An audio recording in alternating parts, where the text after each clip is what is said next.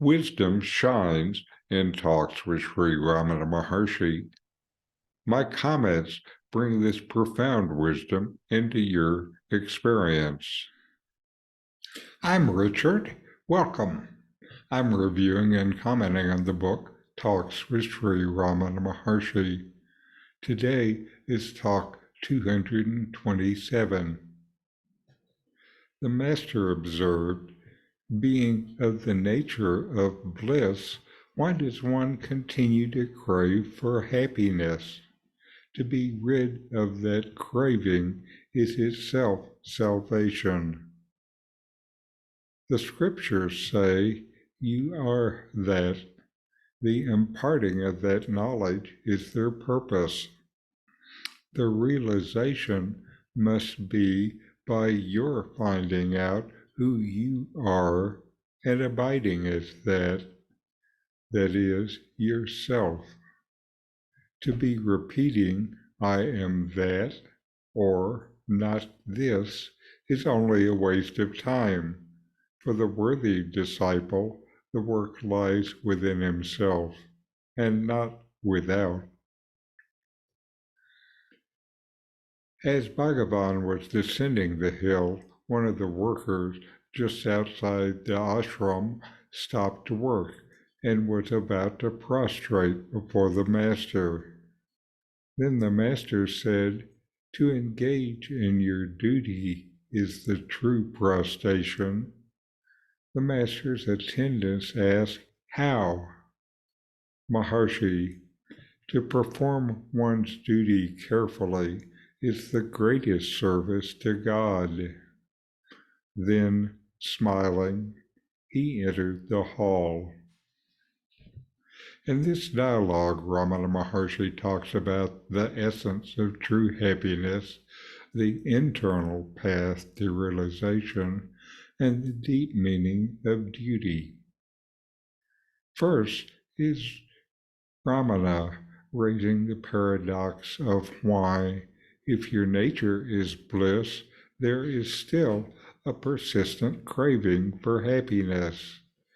Ramana points out that liberation comes from transcending this very craving.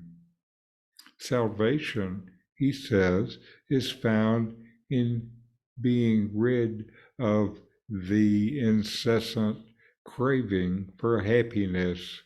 This seems like a paradox, since Ramana also declares we all want always to be happy.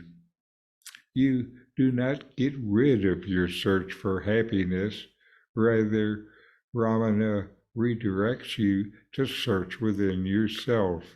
You get rid of searching for happiness from the objects of the world, craving objects of the world.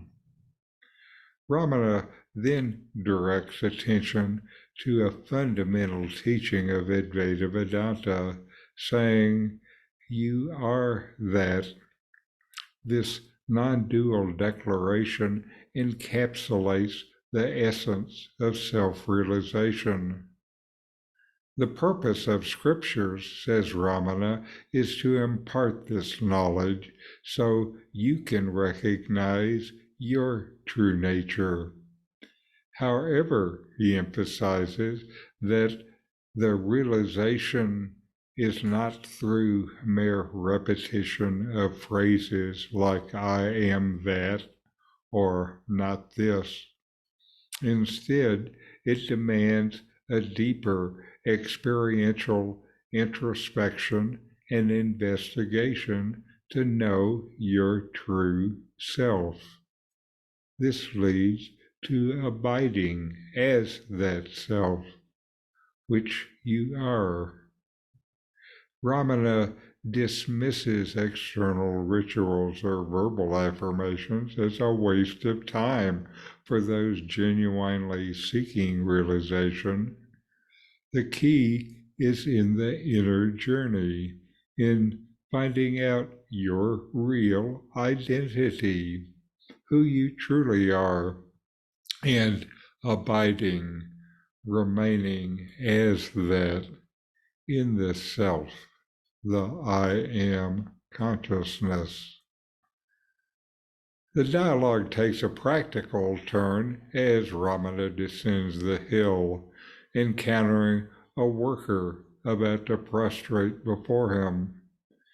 The master redirects the worker from external gestures to the internal realm, stating that engaging in your duty is true prostration.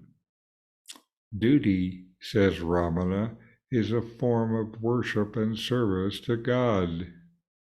Ramana here mirrors what Krishna told Arjuna in the Bhagavad Gita, that it is his duty to fight because it is his dharma, his true way to carry out his life in order to serve both himself and others.